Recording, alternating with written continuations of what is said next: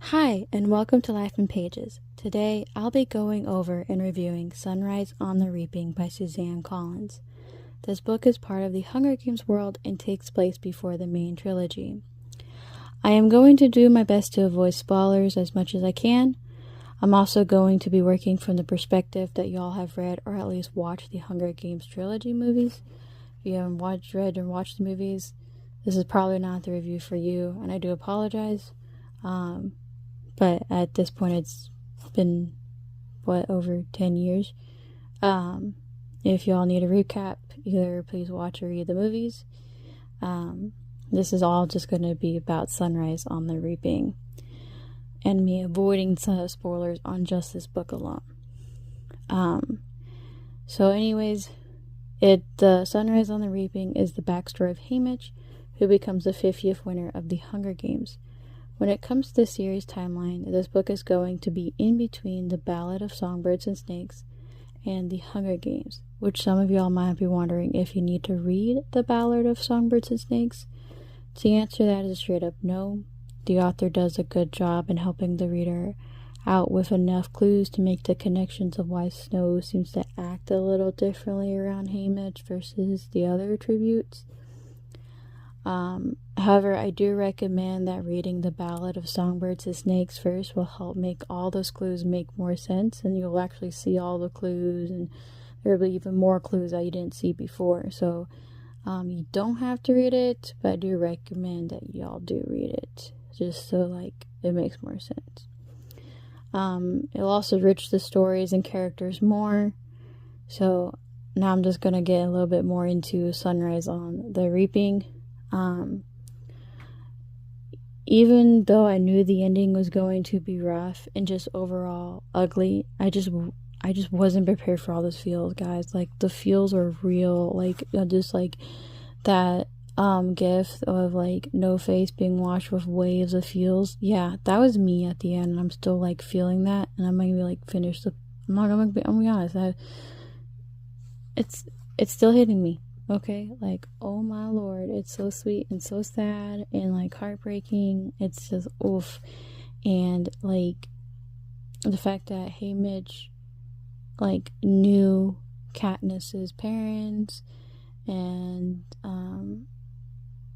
also knew the mayor's family. He knew a little bit of everybody, right?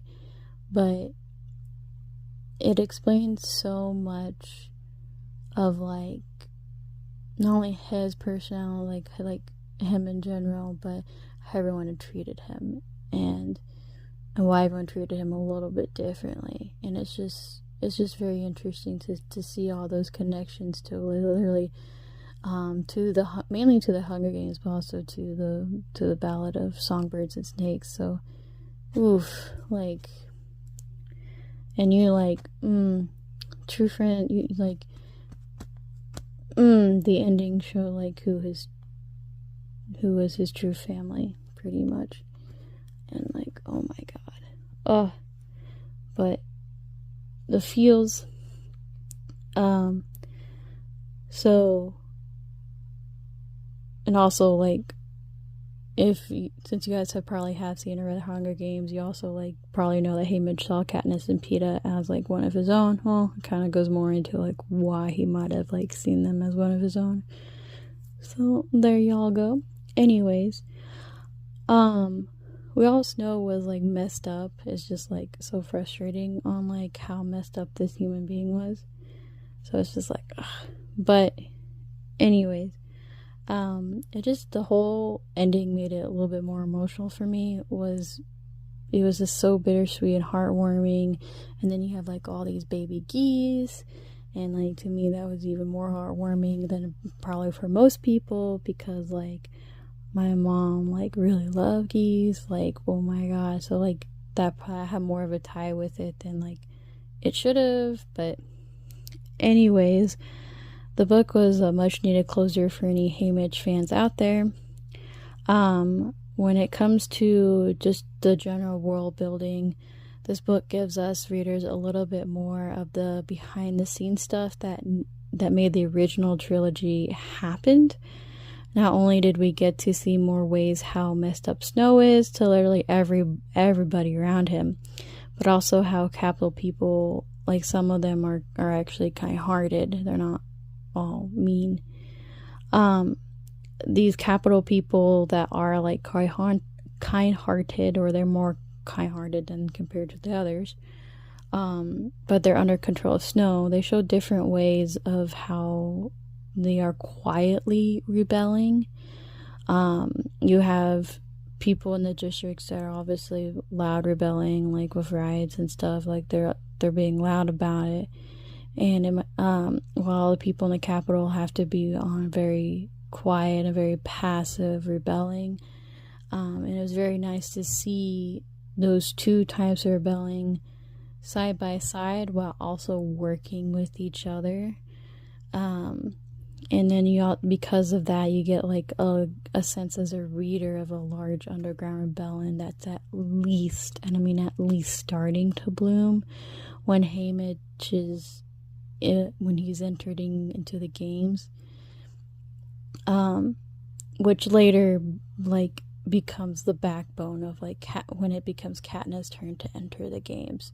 So like when we like watch or read Hunger Games, the original trilogy, like we know that there's been a rebellion for a long time. We just don't get like much of a sense of it. And like Haymitch's story in this Sunrise on the Reaping gives us readers a lot of closure also on the front of the world building on that front end as well. So if you're not character driven but you're more world building driven, Suzanne Collins does offer that on both fronts, which goes into my conclusions, which is when it comes to like me rating this book, I will admit I'm a bit biased to the fact that because I love how she does that.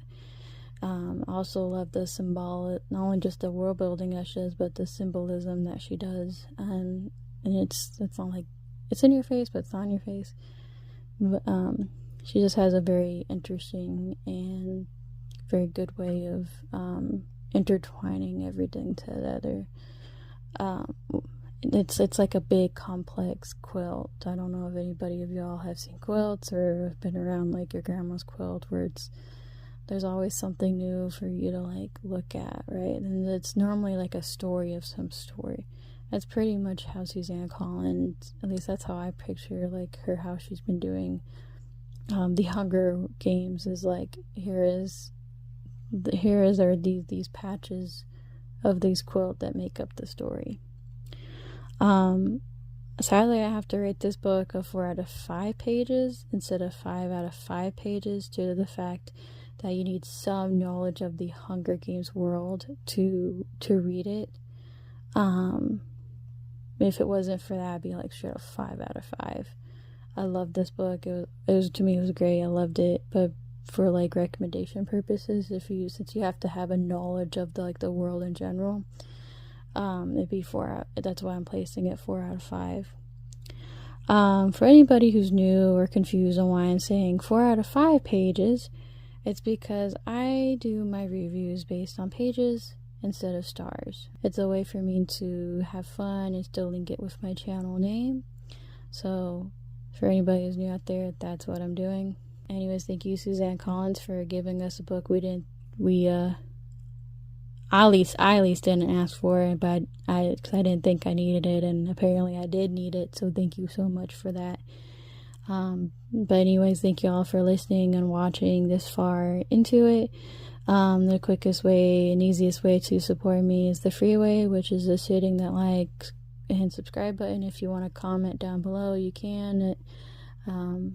Just shoot whatever you have towards this book.